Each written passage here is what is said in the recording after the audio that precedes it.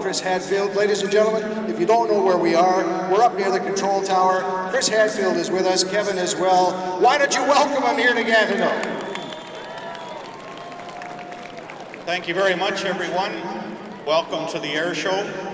My name is Kevin Sutka, and I represent people in Canada who fly small aircraft for personal transportation and recreation. And that's that sector of aviation that's so important to grow aviation in this country. And I'm here today to present an award to Chris Hadfield for all of the good work that he's done over the years to promote aviation and aerospace in Canada.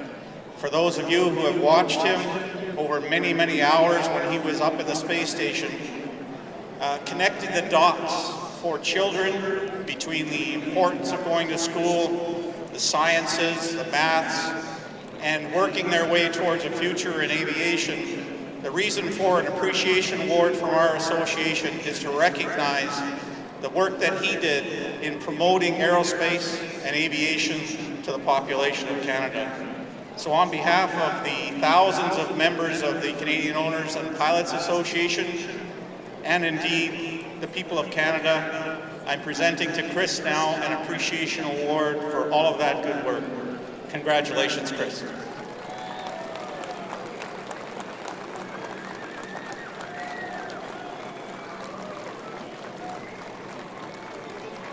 Voilà, Chris, il vous voulez venir nous voir.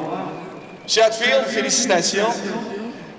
Vous avez eu énormément de gloire depuis les derniers temps. Je sais que vous êtes un pilote avant tout de chasse de l'aviation royale canadienne. On sait que ça prend une trempe particulière, mais souvent les pilotes, alors qu'ils sont extrêmement exubérants aux commandes de leur appareil, sont des hommes, excusez-moi l'anglicisme, low profile. Depuis les derniers mois, comment on se sent alors qu'on devient presque une vedette, un rockstar? Donc, premièrement, je veux dire merci énormément, Kevin. C'est un honneur pour moi, absolument. Mais oui, je suis un pilote, je suis un aviateur. Mais ici au Canada, l'aviation est tellement importante. Nous avons un pays énorme. Et c'est seulement avec les avions comme celui-là que c'était possible de mieux savoir notre pays, le nord de ça.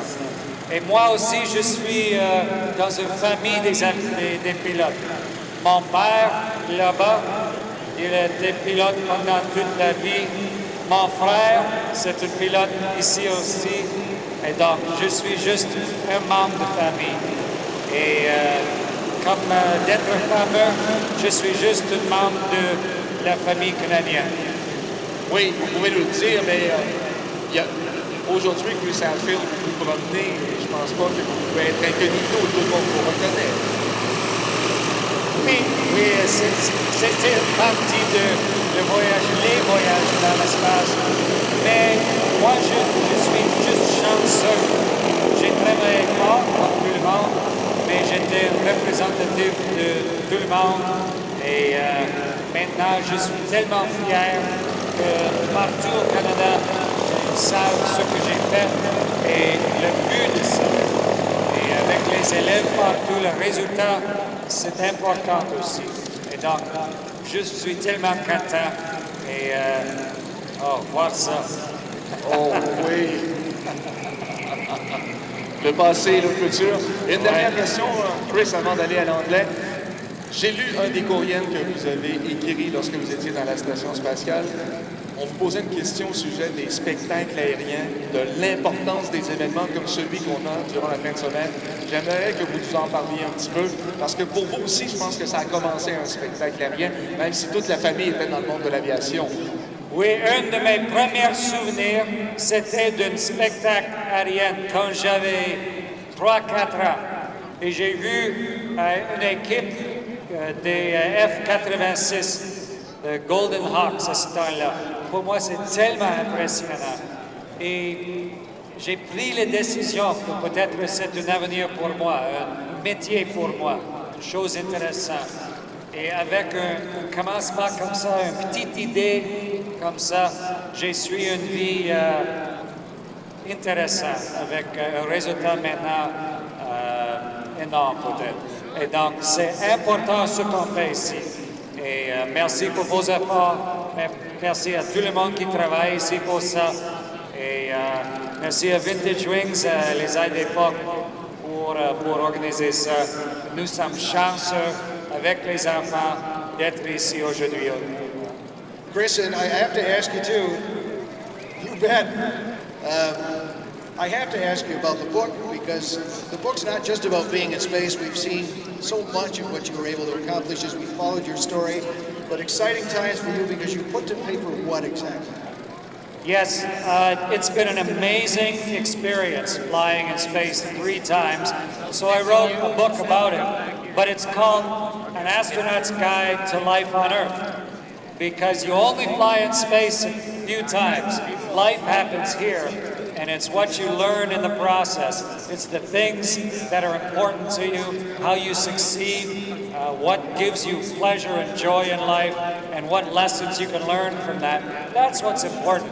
And so I wrote a book about it, and it's doing very well, and I'm very happy to be able to try and relate the experiences. So buy the book.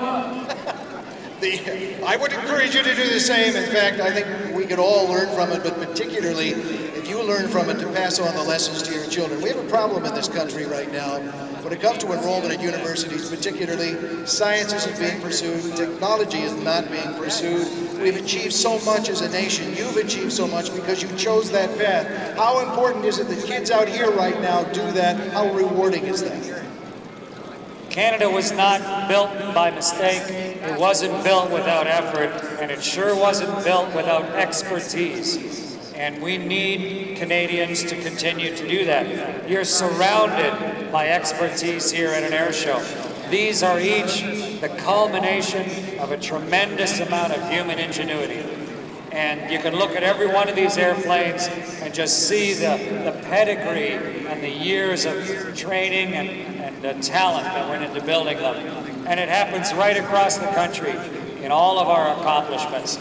Everything from power generation to how we take care of the environment to how we take care of each other. You have to be technically competent. And that starts with each of us, and you can really appreciate it in an air show like we have today. Well, not an awful lot of our military personnel get to hear applause, and I love events like this because it gives us a chance to thank them. I want to thank you for your service publicly, and I think you know that from an awful lot of Canadians. But the people out here with the Hercules, the new Chinook, the others wearing the uniform, thank you, Chris, and to all who serve this nation, ladies and gentlemen. I agree. Thank you very much for your service. Well, we can release you if you like, sir. I know you like to be around airplanes. Spend some time with us, please. And I didn't get a chance to ask you to react to the award you've just been given, but you know, the small airplanes, the Canadian Owners Pilots Association is a pretty important part of what we do. Yeah, I grew up with a private pilot's license, going through Air Cadets, but the Canadian Owners and Pilots Association represent such an important facet for Canadians of the third dimension. It takes a lot of organization. You've got to protect people's rights to fly and give them the chance for that freedom. So thank you for the work, and thank you for the award. Chris Hadfield, ladies and gentlemen.